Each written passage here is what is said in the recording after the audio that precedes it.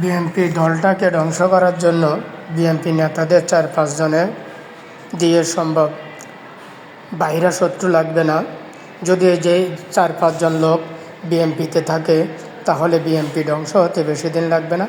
BNP দলের থেকে দেশ থেকে মুছে যেতে বেশি দিন লাগবে না। মির্জা ফখরুল ইসলাম আলমগীর, বজলুর রহমান,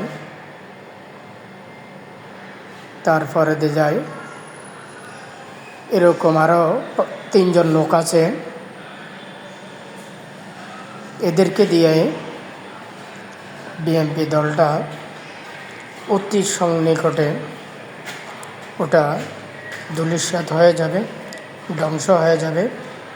তাদের অশ্লীল ব্যবহারে, তাদের কার্যকলাপে, তাদের উচ্ছৃঙ্খলে তারাই নিজেরাই প্রমাণ করে দিচ্ছে যে বিএনপি দল হিসাবে কেমন।